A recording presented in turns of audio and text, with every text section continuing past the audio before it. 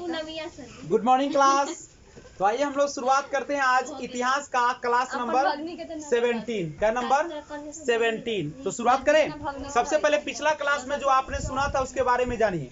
हम लोगों ने पढ़ा था पिछले क्लास में वैदिक सभ्यता के बारे में। किसके बारे में सुना था? वैदिक सभ्यता। अच्छा, वैदिक सभ्यता बबनी काले भगड़ोल लगा हाँ कैसे जो करे पढ़ाएगी। चले बोलो बताइए तो कि वैदिक काल की शुरुआत कब से मानी जाती है? 1500 से 5000 बबनी बोले 1500 से लेके 600 ईसा पूर्व। और वैदिक काल का समाज ग्रामीण था कि नगरीय था? ग्रामीण। और वहाँ के लोगों को आर्य या अनार्य कहा जाता था। वो किस भाषा के ज्ञाता थे? उत्तर भारत में संस्कृत का आर्यीकरण जो किया कौन किया? गौतम राहुगढ़। उत्तर भारत में। और दक्षिणी भारत में कौन किया था? उल्टे सब हो गया। दक्षिण भारत में कौन किया था? और उत्तर भारत में जैमिनी। पी के बोल रही है। दक्षिणी भारत में ऑगस्टस ने किया था। दक्षिणी भारत में कौन किया था? ऑगस्टस ऋषि। और उत्तरी भारत में कौन किया था? गौतम राहुगढ़। वैदिक काल में समाज कितने भागों में बटा हुआ था? अरे कितने भागों में समाज बटा हुआ था वैदिक काल में? और कैसी थी? कौन सी प्रधान थी? मातृ की पितरी था। और इस समय स्त्रियों के हालात कैसा था? एकदम गिरा हुआ था। नहीं, आज से भी बदतर था। वैदिक काल में पंचायत कितने भाग में बटा हुआ था? 3। कौन कौन? सभा समिति विदत में कौन शामिल था? सभी शामिल थे। अच्छा, झेलम नदी का पुराना नाम बता सकते हो? चिनाब का अस्किनी, सिंधु का सिंध, रावी का परुष्णी, यही ना था? और दर्शन कितने हैं? 6। वैदिक काल में 6, जिसको षष्ठ दर्शन कहा जाता है। न्याय दर्शन के कौन थे? गौतम। सांख्य के कपिल, योग के पतंजलि, वैशेषिक का कनाद, वैशेषिक का उत्तर मीमांसा बादरायण। ताते पढ़ा है कि फोप खींच के आए यहाँ कते करे आए फोप खींच के आता है। चलो बोलो हो में तो को ना अच्छी लगे छे। आजकल बाल बच्चा आजकल जो होता है ना सर कोरिया पैदा ले लेता है। उत्तर मीमांसा बादरायण, उत्तर मीमांसा पूर्व मीमांसा जैमिनी। समाज में पंचायत। अच्छा, यज्ञ कितने प्रकार का था? कौन कौन? वाजपेयी। शक्ति प्रदर्शन के लिए कौन था? राजा अपना श्रेय लेने के लिए साम्राज्य विस्तार के लिए अश्वमेध। चलो ऐसी पढ़ोगे तब ना नाम होगा। तो धूमिल कर दोगे नाम। धूमिल माने बेकार कर दोगे, खराब कर दोगे। बाप सवा शेर, बेटी हो जाएगा आधा किलो। चलो अब बताओ देवता के बारे में थोड़ा सा जानकारी दे दो बच्चिया। देवता, युद्ध के देवता कौन थे? पुरंदर के नाम से कौन जाने जाते हैं? इंद्र। और इंद्र के लिए कितने श्लोक या कितनी बार उसका चर्चा है? 250। हाथी का देवता कौन है? वायु का देवता वरुण, युद्ध का देवता इंद्र, खिसियाल देवता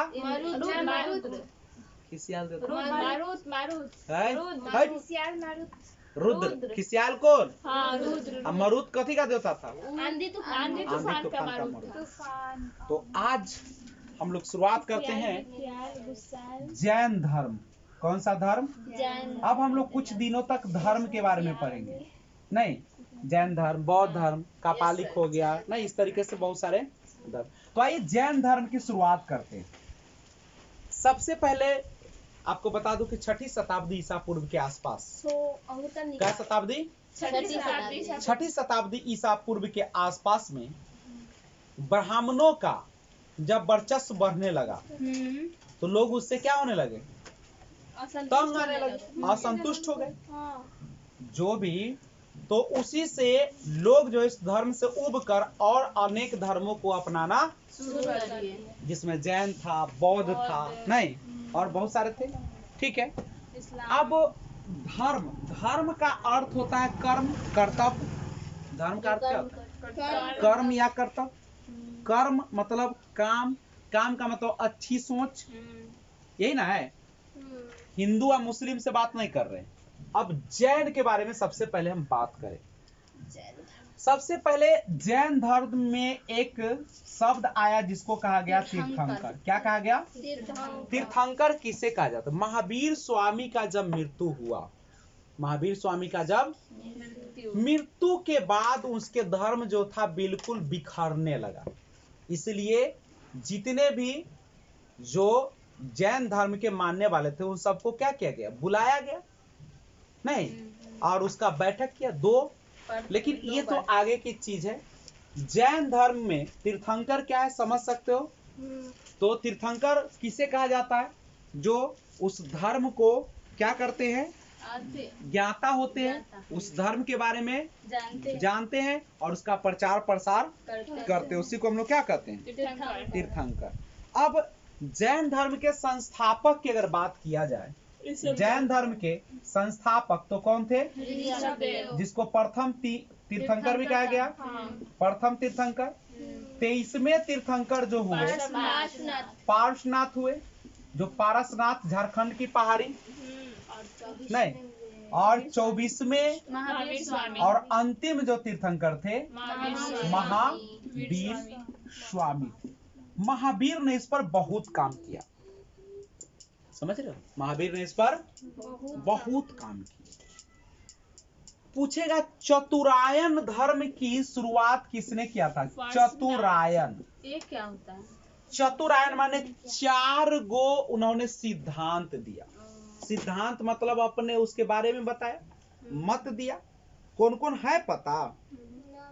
कहा झूठ मत बोलो। गाना सुने ना, सजन रे झूठ मत बोलो, खुदा के पास जाना है। तो उन्होंने पहली बात क्या कहा? पहला सिद्धांत झूठ मत बोलो। दुनिया में आए हो तो झूठ मत बोलो, ठीक है? यानी ईमानदारी से रहना है, अच्छे से रहना है, किसी के साथ झूठ नहीं बोलना है, चाहे प्राण चल जाए चाहे रहे। झूठ पहला इनका सिद्धांत था, झूठ मत बोलो। दूसरा इन्होंने कहा धन संचय। पहला दूसरा क्या था? धन संचय नहीं करना, पैसा के लिए लालायित नहीं रहना है, हिंसा न करना, ठीक है? धन संचय नहीं करिए, पैसा कौड़ी मत जमा कीजिए, खाइए पीजिए, अच्छा से रहिए। और तीसरा उन्होंने कहा चोरी नहीं करना, किसी का संपत्ति चुराना पाप है। लेकिन अभी तक और उन्होंने कहा हिंसा नहीं करना। हिंसा दंगा फसाद हो गया, किसी को कष्ट हो, दर्द हो, ऐसी बातें भी नहीं बोलना, हिंसा मत करो। ये 4। लेकिन जब महावीर स्वामी आए तो कहा नहीं, ये 4 तो हम मानते हैं, लेकिन इससे भी काम नहीं चलेगा। एक तुमको और चीज देना पड़ेगा। और वो कौन था? ब्रह्मचर्य। माने जीवन भर कुंवारे रहना है, स्त्रियों से दूरी बना के रहना है, नहीं स्त्री के पास नहीं जाना है। कौन कहे? लेकिन ये बातें लोगों को सबको तो पच गया, लेकिन जबनका सके बतवा नहीं कहा कि हम नहीं मानते। सब बात हम सुनते हैं, लेकिन ये बात जो है नहीं सुनेंगे। अब नहीं सुनेगा। ठीक है, 2 तरीके से रहो। उन्होंने कहा 2 तरीके से रहो। कुछ मेरे साथ जो रहोगे वह ब्रह्मचर्य रहना पड़ेगा, घर द्वार त्यागना पड़ेगा। और जो मेरे साथ नहीं रहते हो और जो तुम क्या घर पर रह के गृहस्थी संभालते हुए करोगे तो तुमको ब्रह्मचर्य का पालन करना जरूरी, क्योंकि देखा कि ऐसे में तो धर्म क्या हो जाएगा? भ्रष्ट हो जाएगा, खत्म हो जाएगा। आदमी नहीं जाएगा तो कोना के लिए डोला तन ना। तो चतुरायन धर्म की शुरुआत कौन किए? पार्श्वनाथ। कौन किया? अब पंचायन धर्म की बात करेगा महावीर स्वामी। तो महावीर स्वामी कौन से चीज को उन्होंने जोड़ा? ब्रह्मचर्य। तो कभी पूछेगा कि पंचायन, महावीर ने कौन सा धर्म शुरू किया? पंचायन। एक चतुरायन, यही ना है आपका? कोई दिक्कत है तो बोलो बउआ। No, sure. अब यहाँ से यानी ब्रह्मचर्य को शामिल करके इन्होंने इस धर्म का नाम क्या बना दिया? पंचायन। क्या बना दिया? पंचायन धर्म का बना दिया। तो आगे बढ़े। आगे बढ़ने से पहले आप ही लोग बताइए, बोलिए जैन धर्म में कितने तीर्थंकर हुए? 24। अंतिम तीर्थंकर कौन है? स्वामी। और पहला कौन है? 23वां कौन है? तीर्थंकर किसे कहते हैं?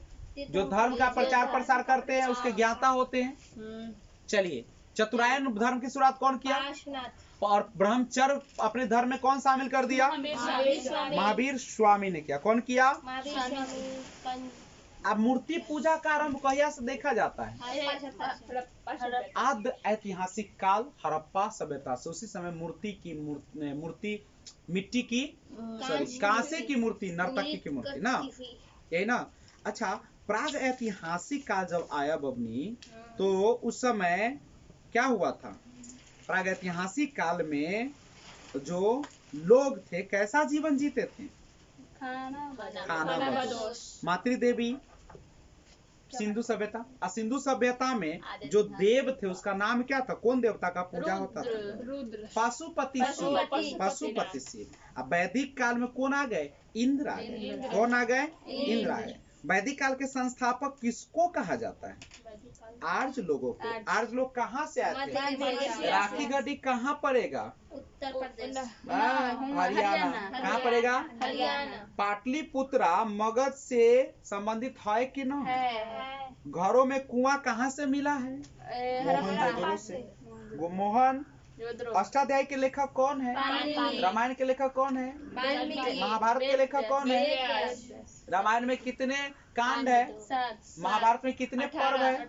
कितना दिन युद्ध चला? प्रत्येक युद्ध का प्रत्येक दिन का लेसन बना, उसको पर्व कहा गया। कुछ दिक्कत है तो बोलो। तो आइए, महावीर स्वामी ने कौन से धर्म को शुरुआत किया? महावीर स्वामी ने कौन से धर्म की शुरुआत की? जैन धर्म। जैन धर्म के संस्थापक कौन है? वास्तविक संस्थापक कौन है? बतवा और फरियाया। तब अब महावीर जी के बारे में विस्तार से जानकारी लेते हैं। किसके बारे में? सबसे पहले महावीर स्वामी का जो जन्म हुआ था 540 ईसा पूर्व में हुआ। क्या हुआ था? 540। कहाँ हुआ था? एक है कुंडल वन, जो कि चतुर्थ बौद्ध संगीति हुआ था जम्मू कश्मीर में। यह कौन ग्राम? कहाँ है कुंड ग्राम? वैशाली। हम सब कौन धरती पर अभी खड़ा है? वैशाली।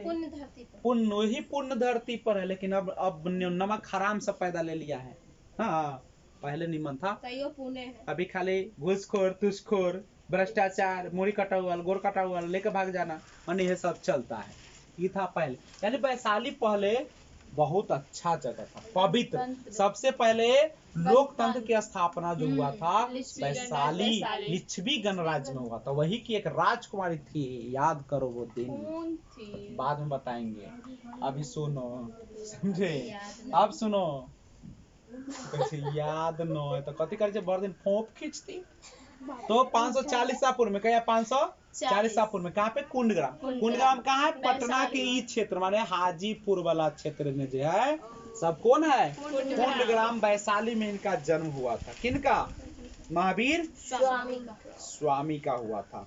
इनके पिता जो थे, पिता का नाम क्या था पता है? सिद्धार्थ। याद रखना, बचपन का नाम बुद्ध भगवान का जो था सिद्धार्थ वर्धमान था। क्या था? महावीर स्वामी के नाम। गौतम बुद्ध के बचपन का नाम क्या था? सिद्धार्थ। इनका पिता का नाम क्या है? सिद्धार्थ। कहाँ के राजा थे बउआ? कौन वंश के थे? यात्रिक वंश के थे। कौन वंश के थे? कौन वंश के थे? यात्रिक वंश के थे। कौन वंश के थे? और आजकल हम लोग जानते हैं, मम्मी जी रहे अगर मान लो राम, अब पापा जी रहे अगर मान लो ब्राह्मण, तो बेटवा कौन होगा? ब्राह्मण। ये कैसे? लेकिन इंदिरा गांधी थी हिंदू, इंदिरा गांधी थी हिंदू, और पति जो है वो था फारसी। फारस के रहे वाला सब उधर, ठीक है। पारसिक धर्म को मानने वाला, ओकर बचवा हुआ से कथी बन गया है हिंदू ये कैसे हो गया, पता ये कैसे हो गया? जिसकी लाठी ये कैसे हुआ? करीना कपूर के पति है मुस्लिम इस्लाम को मानने वाला, बेटवा हो गया इस्लाम, तो इंदिरा के बेटवा करला पारसी हुआ कल्ला। यही नहीं कहे के मतलब कि अगर आपके पास पैसा है, आपके पास धन दौलत, आपके पास सत्ता है, तो चाहे लड़का रहो चाहे लड़की रहो, सब क्या होता है एक के हो जाता है। तब वो तोरे अनुसार नियम चलतो, एला कहते कि जल्दी सफलता पाओ, दुनिया तोरे अनुसार नचतो, पैसेंस बना के। लेकिन पहले अभी भी क्या होता है, जैसे मान लो कि अभी अगर ब्राह्मण के लड़की को ले आ तो मेरा बेटवा क्या हो जाएगा, नहीं होगा ब्राह्मण, वो हमरे जात का रहेगा, क्योंकि अभी यहाँ पे चलता है पितृ प्रधान, बाप के नाम से चलता है, इसीलिए बाप जो रहेगा। जैसे तुम्हारे घर के बगल में मुखिया जी पत्नी है ईबीसी, बेटवा ईबीसी नहीं हुआ, बेटवा हो गया ओबीसी, हुआ कि ना हुआ? लेकिन इंदिरा गांधी का ऐसा हुआ नहीं हुआ, नहीं, ऐसे ही बनाओ।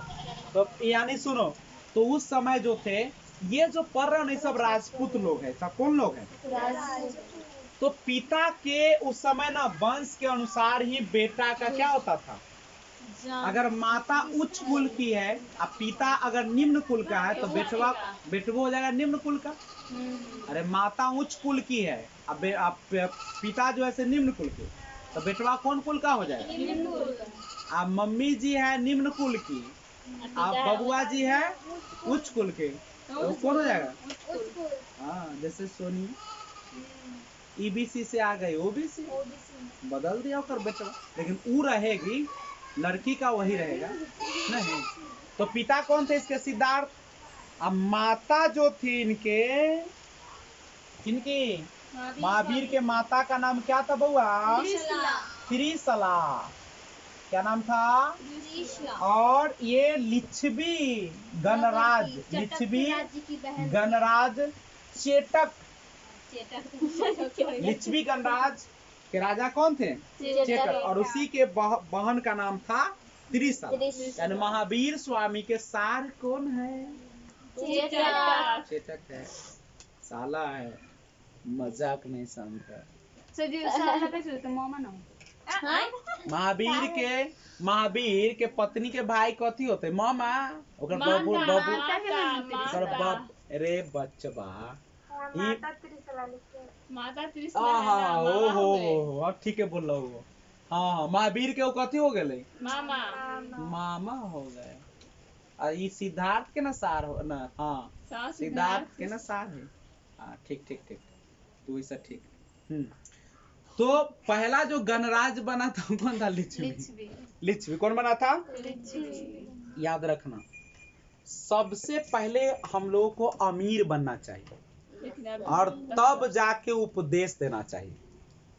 कोई को सलाह तभी देना चाहिए जब पहले अमीर बनो। अमीर माने समझते हो? अपना पहले ज्ञान भरो तब ना दूसरे को ज्ञान दोगे। First become rich then become कौन चीज? Then become philosopher. पहले धनी बनो और तब तुम दार्शनिक बनो, तब ना लोग सुनेगा।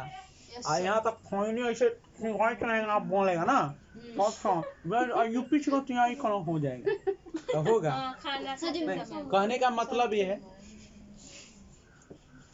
कहने का अर्थ ये है, समझिए। हाँ, सही बात है।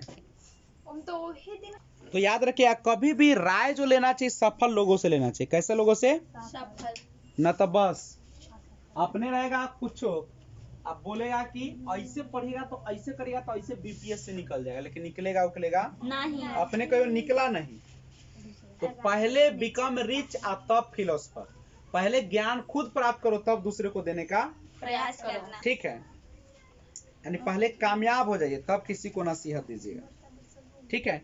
अब माताजी आ गई, पिताजी आ गए, पिताजी भी आ गए, माताजी भी आ गए, तब उनके कौन आएगी? बच्चा है पत्नी। बच्चा वंश आ गया। इनके पत्नी का नाम था यशोदा। अब बुद्ध के पत्नी माँ यशोधरा माँ का नाम। माँ का पत्नी का पत्नी का पत्नी का नाम क्या था बुद्ध के? यशोधरा। आयकर इनका पत्नी का नाम क्या है? यशोदा। सर जी दोनों को बाप रे बाप सेम सेम कर। ठीक है, इन्हें आना जोता बोलिएगा आगे बताओ।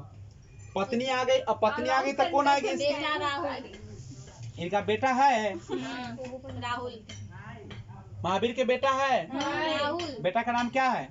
राहुल नहीं है, राहुल है। प्रियदर्शनी बेटी अनुजा रे, प्रियदर्शनी एक बेटा कया हो गए? बेटी है। आप किसका बेटा राहुल का? बेटा दोसर के राहुल। बुद्ध के बेटा वाला एकरो बेटा कहाँ सकले और टपक गल की?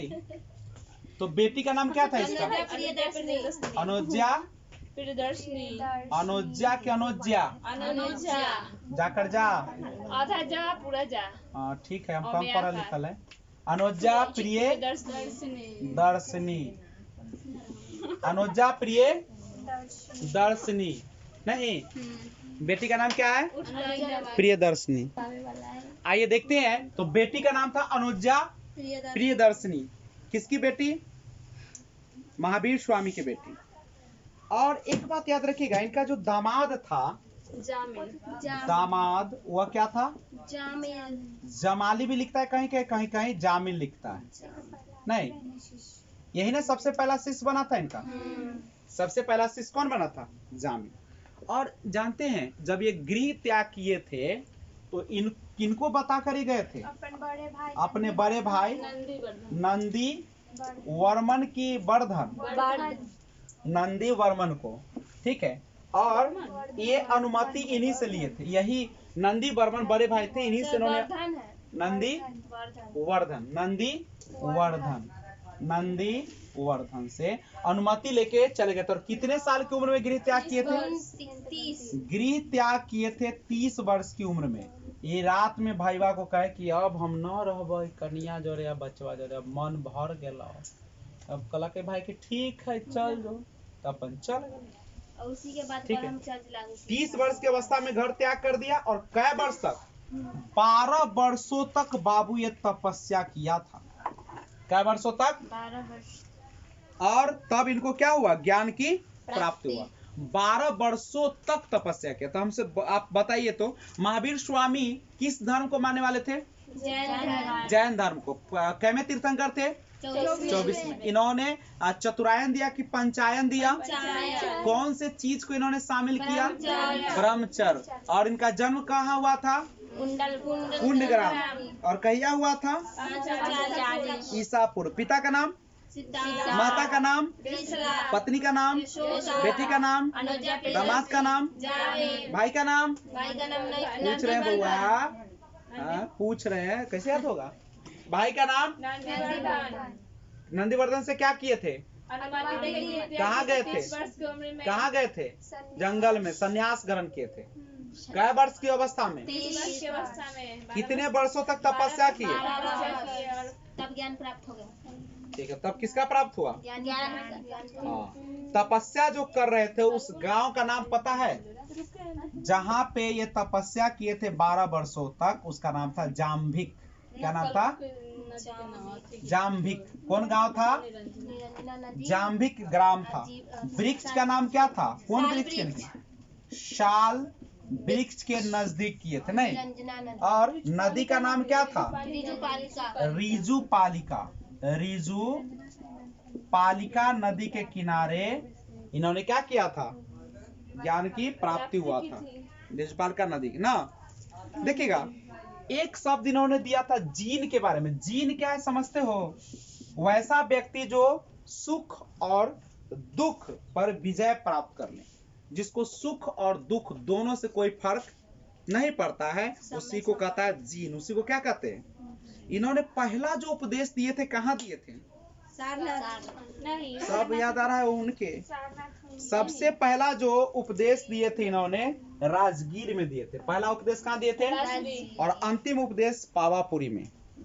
पावापुरी। तो आइए देखिए, तो पहला उपदेश जो है महावीर स्वामी ने पहला उपदेश कहाँ दिए थे? राजगीर। और राजगीर को ही राजगृह भी कहा जाता है। राजगृह में राजाओं का घर। और उन्होंने अपना अंतिम जो उपदेश दिया पावापुरी वो कहाँ पे दिए थे? पावापुरी और आपको पता होगा कि पावापुरी में ही दुनिया से क्या हो गए थे?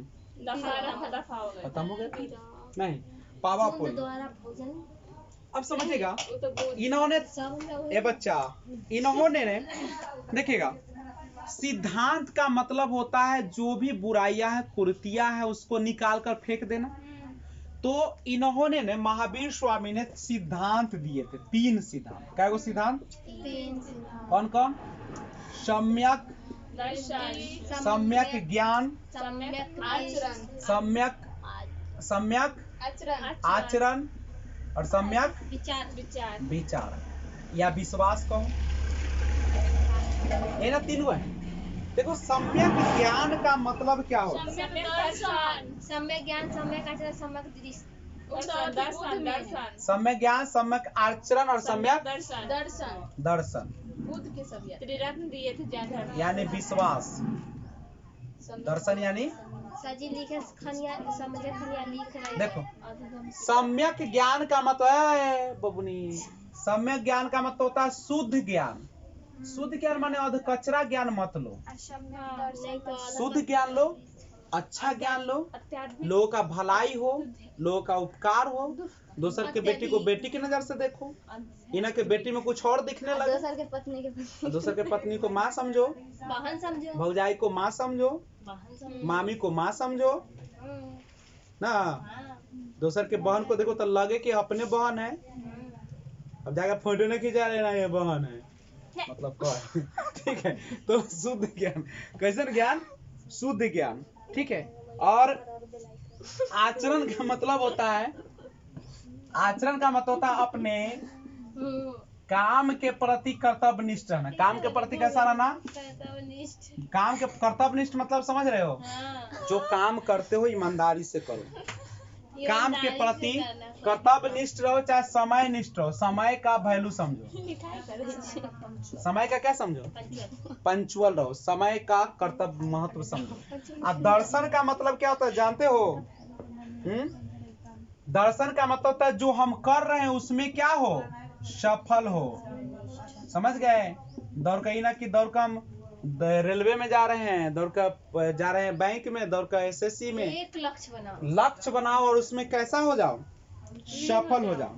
यानी आपको विश्वास होना चाहिए कि जो हम कर रहे हैं उसमें हमको सफलता है। बचवा, दर्शन या विश्वास का मतलब समझ रहे हो? आपको ना विश्वास होना चाहिए कि जो हम कर रहे हैं उसमें सफल। जैसे अगर तुम पढ़ने के लिए आए हो तो तुमको विश्वास होना चाहिए कि हमको ऐसे पढ़ाई से सफलता। अगर विश्वास से ना तो यहाँ आने से कोई फायदा है नहीं है। पहले मन में क्या करके आओ? 3 चीज लेकर आओ। शुद्ध ज्ञान कि विजय सर के यहाँ जाएंगे, अगल बगल वाला कुछ कहेगा हमको कोई मतलब नहीं, हम शुद्ध ज्ञान लेंगे और चले आएंगे। सम्यक आचरण, अपने काम के प्रति समयनिष्ठ रहेंगे, जो काम करना है उसको समय करेंगे। दर्शन या विश्वास, जो काम करते हैं मन में विश्वास होना चाहिए कि आप उसमें क्या हो जाएंगे? सफल हो जाएंगे। ठीक है। उन्होंने सबसे ज्यादा जो बात किए थे अहिंसा पर, सबसे ज्यादा बल कौन पर दिए थे? जीव। देखो, सबसे ज्यादा अगर उन्होंने बल दिया तो कौन चीज पर? अहिंसा। जीवों की हत्या नहीं करना है, जीव प्राणी पर क्या करना है? जीव प्राणी पर दया भाव रखना है, जीव प्राणी को कष्टों से दूर करना है। जीव प्राणी को क्या करना है? कष्टों से दूर करना है। यानी आत्मा को आराम मत दीजिए। जीव हत्या मना था। जीव हत्या मतलब आत्मा को आराम नहीं देना है, सुख वाला चीज जो है उस पर नहीं सोना है, पंखा उंखा एसी फेसी नहीं लगाना है, साइकिल गाड़ी घोड़ा का यूज नहीं करना है। मतलब शरीर को जितना दर्द देंगे उतना ही ज्यादा क्या होगा? आटा उटा माने गेहूं पीसना है तो जाता में पीसो नहीं, माने शरीर को जितना कष्ट दोगे आत्मा को क्या नहीं देना है? आराम नहीं देना है। क्या नहीं देना है? आराम नहीं देना है। तो क्या करना पड़ेगा तुमको? कृषि हल से करो, जोतैया करो, बैल से करो, खुद उसमें क्या करो? निकौनी करो। और इन्होंने कहा किस पर माना जानते हो? पुनर्जन्म को माना। किसको माना? पुनर्जन्म। क्या कहे? इन्होंने कहा कि शरीर को इतना तड़पा लो ना, इतना तड़पा लो कि शरीर फिर से जन्म लेवेला मन न करे। जैसे मान ले तुम्हारा दूरा पर हम तोरा खूब गरियाना शुरू कर दे, एकदम पूरा खानदान खानदान सब उलट पुलट दिए और 2-4 लाठी दिए, तो फिर हमारे दरवाजा पर आना चाहोगे? वैसी भगवान का है महावीर ने कि शरीर के इतना तड़पाओ नहीं, इतना एकरा पसीना भाव, इतना कष्ट दे दो, इतना दर्द दे दो कि फेरू आवेला मन न करे, कहे न बाप रे बा हम सब में जन्म लेम लेकिन मानव में जन्म न ले। तो इन्होंने पुनर्जन्म, ये क्या कहे, पुनर्जन्म को माना कि ना, ये कथी करके पुनर्जन्म को माना कि ना माना? माने ये माने हैं। बुद्ध भगवान नहीं मानेंगे, लेकिन ये क्या करते हैं? मानते हैं। कहते कि होता है मतलब आत्मा जो है से पुनर्जन्म का कारण बना।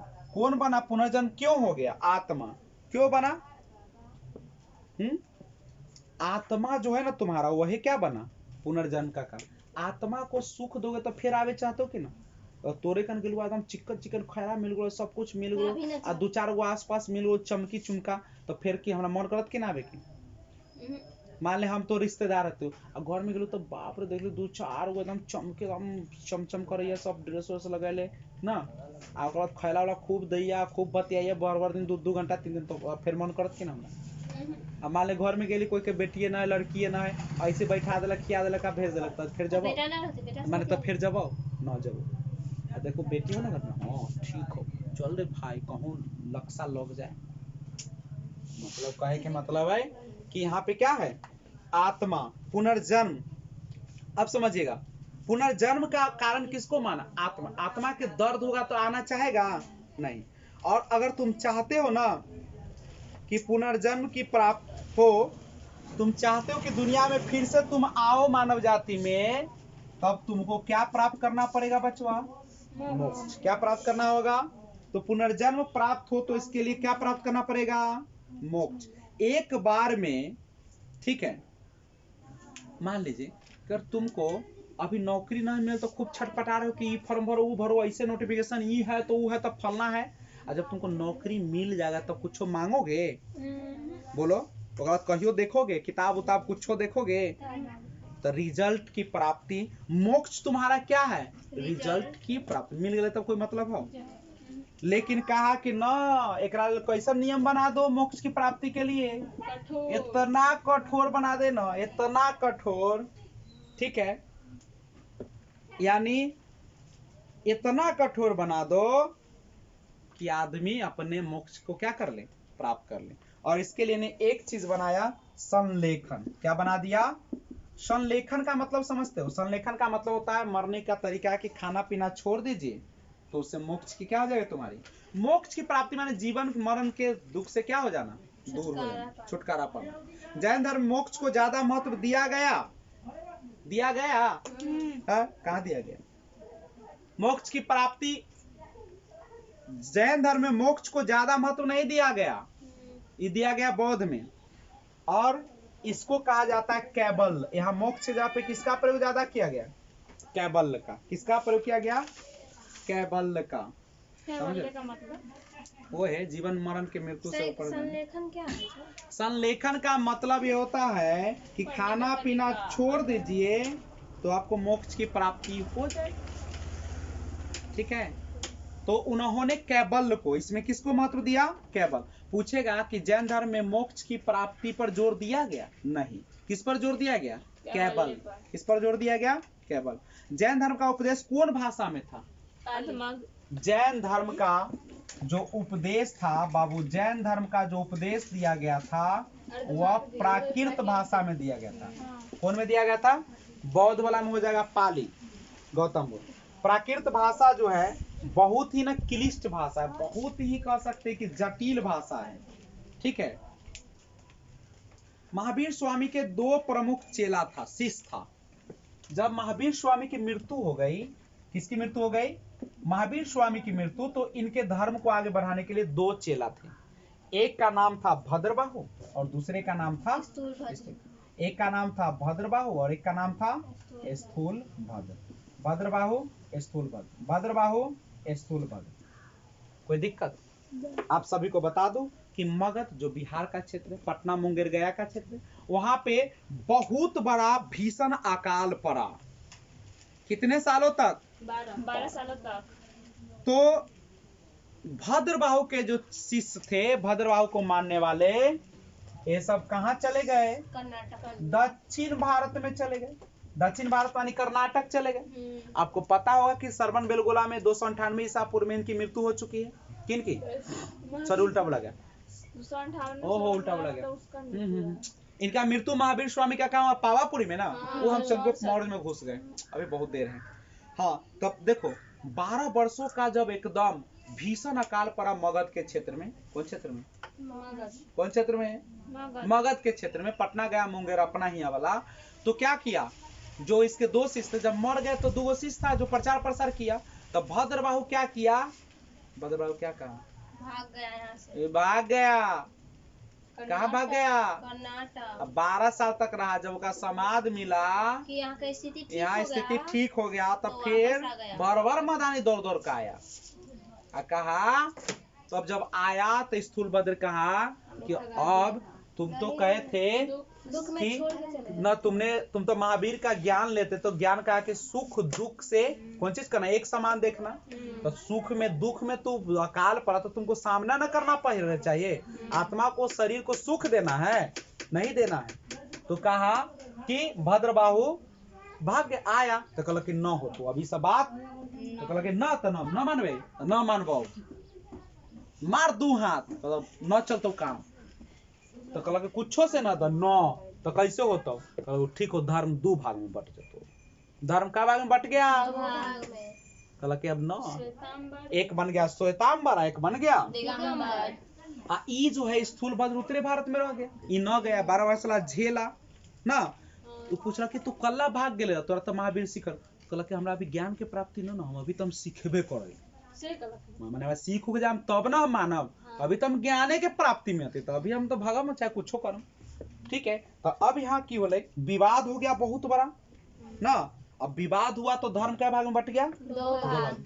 अब भद्रबाहु के मानने वाले, कोना के मानने वाले? दिगंबर। ई जो था भद्रबाहु, ये बन गया कौन धर्म को अपना लिया? दिगंबर। दिगंबर माने खुली नग्न। कैसा रहता था? वस्त्रहीन, वस्त्र विहीन रहता था। वस्त्र खुली आसमान को माना अपना कपड़ा, वस्त्र मानता था। नंगे रहता, अभियो रहता है नंगा ना। चल लाएगा देख लेना कुंभ के मेला में। लगता है नहीं, कुंभ का मेला 4 जगह लगता है ना भारत में। क्या जगह? जिनमें को बनारस में भी लगता है। ठीक है, उसके बाद यहाँ पे लिखिएगा कमेंट में 4 जगह कौन कौन जगह पे लगता है। भद्रबाहु तो दिगंबर, भद्रबाहु के शिष्य जो था कौन धर्म को माना? उसका धर्म कौन सा हो गया? बोलो बचवा। दिगंबर। और जो स्थूल भद्र को मानने वाले थे वो क्या हो गए? श्वेतांबर। क्या हो गए? ये श्वेत वस्त्र धारण करते। अब इसकी संख्या ज्यादा, इसकी संख्या दिन पर दिन क्या हो रही है? कौन नंगा रहेगा भाई? चलो ना, इसलिए उसकी संख्या घट रही है और उसकी संख्या श्वेतांबर श्वेत वस्त्र धारण करते थे। स्थूल भद्र के नेतृत्व में ये था। स से श्वेत, स से सफेद, सफेद कपड़ा धारण करता था स्थूल भद्र। भद्रबाहु वस्त्र विहीनता था नहीं। जैन धर्म में जो था मूर्ति पूजा को माना कि न माना? नहीं, मूर्ति पूजा को नहीं मानता था। भगवान के अस्तित्व को नहीं मानता था। कहता भगवान नाम का कोई चीज नहीं होता है। कर्म कांड की प्रधानता थी कि नहीं? थी। नीति व्यवस्था नहीं, न कर्म कांड था न नीति व्यवस्था। कर्मवाद में विश्वास करते थे। ठीक है न, देखो जाति व्यवस्था नहीं था, जाति व्यवस्था नहीं माना। कर्म कांड को मानते थे, मानते थे। और पुनर्जन्म को मानता था, था। ठीक है, आत्मा और आत्मा को मानता था। पुनर्जन्म में विश्वास किया कि ना किया? और पुनर्जन्म से छुटकारा प्राप्त करने के लिए इन्होंने क्या कहा? मोक्ष की प्राप्ति। अब मोक्ष की प्राप्ति को जैन धर्म में क्या कहा जाता है? कैवल्य कहा जाता है। जीवन और मरण के, जीवन और मरण के जो क्या है बंधन है, उसे छुटकारा पा जाना ही क्या कहलाता है? मोक्ष। चाहते हो मोक्ष? चाहते हो कि जो जीवन रूपी सुख दुख रूपी नाव चल रहा है, इससे अगर हम गर्दन हटा दे तो तुमको मोक्ष मिल जाएगा। उसी को जैन धर्म में क्या कहा गया? कैवल्य का। बचिया क्या कहा गया उसको? कैवल। मोक्ष की प्राप्ति की सबसे बड़ी बाधा किसको मानते थे जैन धर्म? आत्मा को। आत्मा को किसको मानते थे? आत्मा को मानते थे। मोक्ष प्राप्ति के लिए अर्थात आत्मा को सताने के लिए कठोर मार्ग को अपनाया था कि नहीं अपनाया था? अपनाया था। बहुत कठोर माना था। नहीं, आत्मा को सताने के लिए, क्योंकि आत्मा ही सबसे बड़ा क्या था? मोक्ष की प्राप्ति में बाधा था। अरे मोक्ष की प्राप्ति में बाधा कौन था? आत्मा। आत्मा के इतना दौलत दे दे कि चाहे कि हम भाग जाए, अब भाग जाएगा तो मोक्ष की प्राप्ति हो जाएगा, केवल की प्राप्ति हो जाएगा। अगर तुमको भी हमको मन होगा कि तुमको इस दुनिया से उठवाए तो क्या करेंगे? इतना कष्ट देंगे, ऐसा ऐसा सुइया मारेंगे, ऐसे ऐसे काटेंगे तनका तनका, क्योंकि बाबू हो प्राण हमर ले लो, लेकिन तो मोक्ष मिल जाता। तो तू अपने को वही कि ना हमरा मेरे को सुइया ऐसा दे देना कि हम निकल जाए दुनिया से। तो मोक्ष की प्राप्ति में सबसे बड़ी बाधा किसको माना? शरीर को सुख उसको सजा मिल रहा है। क्या तुमको क्या लगता है शरीर को सुख देना चाहिए? नहीं। इतना तड़पा दो ना कि चाहे कि दुनिया से उठ के चल जाए। समझ गए? तड़पा तड़पा के इसको क्या कर दो तो हम पूछताछ करेंगे तब विदा देंगे। बोले बोलिए बोलिए बोलिए बोलिएगा, बताइए। जैन धर्म के संस्थापक जैन धर्म के ऋषभदेव। 24वें तीर्थंकर, असली वास्तविक संस्थापक। महावीर स्वामी का जन्म कब हुआ? 540 साल। कहाँ हुआ? कुंडगढ़। मृत्यु कहाँ हुआ? पावापुर। पावा कहिया हुआ मृत्यु? 468 ईसा पूर्व। 400 कै साल जिए थे? 72 साल। कै साल जिए थे? इनके बचपन का नाम क्या था? वर्धमान था, में न लिखे है, सब ए में लिखल रहेगा का। तो बचपन का नाम क्या था? पिता का नाम क्या था? सिद्धार्थ। और माता का नाम? पत्नी का नाम? बेटी का नाम? और पति उसका दामाद का नाम? जामिल। कै वर्ष तक तपस्या किए? 12 कहाँ किए? जंगल में। कौथी जंगल? ऋजुपालिका नदी के किनारे साल वृक्ष के नीचे। कै साल किए? 12 साल। उनको ज्ञान की प्राप्ति हुआ कि नहीं हुआ? हुआ। हाँ। कर्म कांड में विश्वास करते थे? ईश्वर में विश्वास था? नहीं था। मोक्ष प्राप्ति में सबसे ज्यादा किसको महत्व देते थे? मोक्ष प्राप्ति में सबसे ज्यादा बाधा किसको बताया? संलेखन। आत्मा को। आत्मा को। किसको? संलेखन का मतलब होता है कि खाना पीना छोड़ देना ताकि आपकी मृत्यु निश्चित हो जाए। बात समझ रहे हो? देखो ना, छोड़ कर अपने बुझा जाएगा। नहीं, और बताइएगा तो महावीर स्वामी का मृत्यु हो गया 468 ईसा पूर्व। कहाँ पे हुआ? पावापुरी में हुआ। कहाँ पे हुआ? और आगे का क्लास बढ़ते रहेंगे, तब तक जय हिंद।